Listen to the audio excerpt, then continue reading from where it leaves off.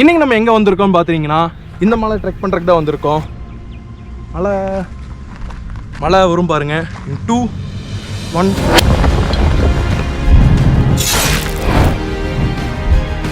ரொம்பவும் சவாலான மலை பயணம். எவ்வளோ தூரம் மேலே வந்தாலும் மலை உச்சி உங்களுக்கு கிட்ட வராத மாதிரி இருக்கும். அதோட இந்த மலை பயணத்தில் இதுவரைக்கும் சந்திக்காத அளவுக்கு எதிர்காலத்தை சந்திச்சேன். இது என்னை இன்னும் டயர்டாக்கிடுச்சு. எல்லாம் கடந்து மேலே வந்தால் இமயமலையே ஏறுன்னு ஒரு ஃபீல் எனக்கு இந்த கொண்டரங்கி மலை கொடுத்தது. ஆகஸ்ட் 4 2024 சண்டே அடிவாரம் நாங்கள் ரீச் பண்ணதும் எங்களுக்கு செம்ம சர்ப்ரைஸ். ஏன்னா காலையில் 6 மணிக்கே கீழே அவ்வளோ கூட்டமாக இருந்துச்சு. விசாரிச்ச போது தான் தெரிஞ்சு அன்னைக்கு ஆடி 18. ஸோ லோக்கல்ல இருந்து எங்களை மாதிரி லாங்ல வந்தவங்க நிறைய பேர் ட்ரெக்கிங் வந்துருந்தாங்க.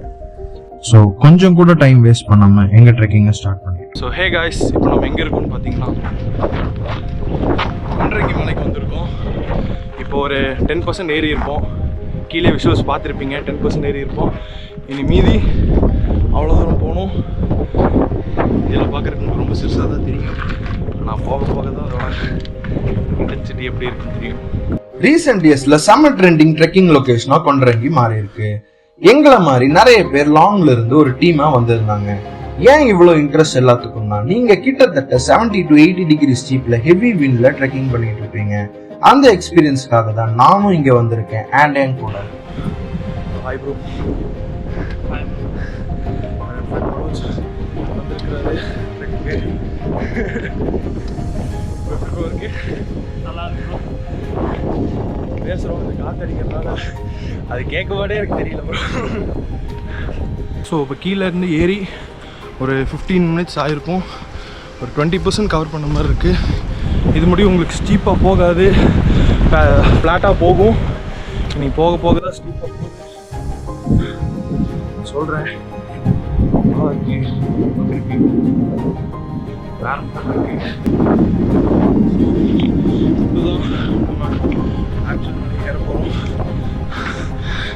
இங்கேருந்து இப்படியே போய் அப்படியே அந்த டாப்புக்கு போக போகிறோம். முடிய பாதை பார்த்தீங்கன்னா கொஞ்சம் மாடரேட்டாக இருந்துச்சு. நீ எப்படி இருக்குன்னு தெரியல. இவ்வளோ பிரம்மாண்டமான மலைக்கு கண்டிப்பாக ஒரு வரலாறு இருக்கும். இந்த மலையோட வரலாறு ஒரு குட்டி வீடியோவில் பார்க்கலாம். இந்த கோவில் பாண்டியர்கள் காலத்தில் கட்டப்பட்டதாகவும், புராணங்கள்ல பாண்டவர்கள் வனவாச காலத்துல இங்க வந்ததாகவும், இங்க இருக்கிற குகைகள்ல தங்கினதாகவும் சொல்லப்படுது. நீங்க என்ன நினைக்கிறீங்க இதை பத்தி? கண்டிப்பா கமெண்ட்ஸ்ல சொல்லுங்க. அப்ப இன்னும் நிறைய பேருக்கு ரீச் ஆகும். கீழே இருந்து ஸ்டார்ட் பண்ணி இப்போ ஒரு 10 to 15 மினிட்ஸ் இருக்கும். இவ்வளோ நேரம் ட்ரெக் ஈஸியாக இருந்துச்சு. இனிமேல் தான் மெயின் பிக்சரே வரப்போகுது.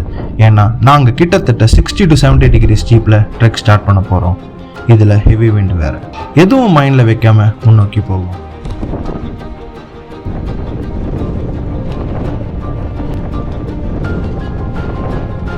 ட்ரெக் கஷ்டமாக இருந்தாலும் அந்த ஹார்ட்னஸ் வெளியே தெரியாத அளவுக்கு எல்லா செகண்டும் ட்ரெக்கை என்ஜாய் பண்ணிட்டு இருந்தோம்.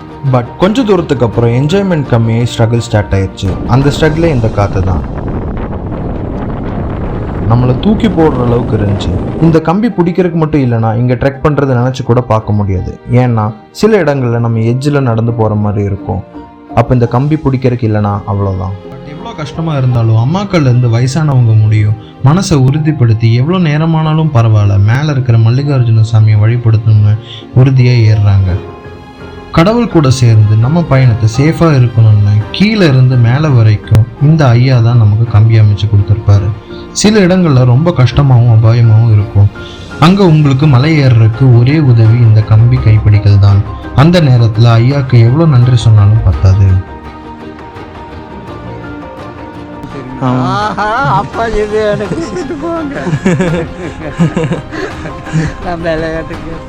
நல்லா இருக்கீங்களா?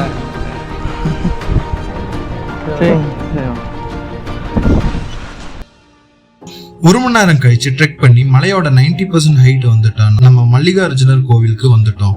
வாங்க உங்களை சாமி கிட்ட கூட்டிட்டு போறேன்.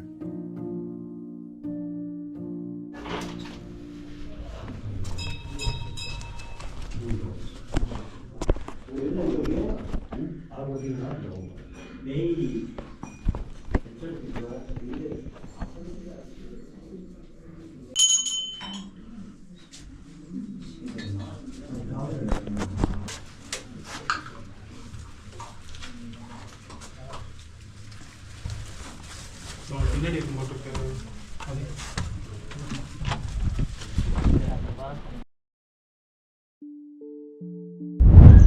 இப்போ நம்ம இங்கே இருக்கோம்.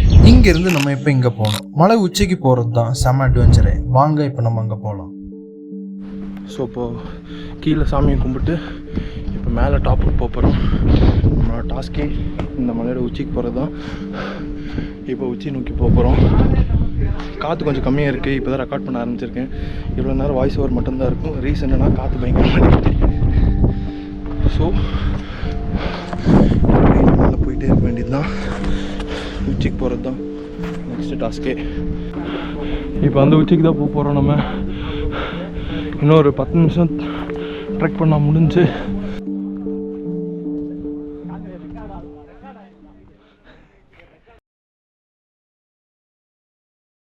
நீங்கள் பார்க்குறீங்க இதுதான் அந்த அட்வென்ச்சரான இடம். மேலே இருந்து செயின் போட்டிருப்பாங்க. நம்ம அதை பிடிச்சி யூஸ் பண்ணி மேலே போகணும். பார்க்குறக்கு கொஞ்சம் டஃப்பாக இருக்கும். பட் எல்லாராலையும் ஈஸியாக ஏரியா போயிடலாம்.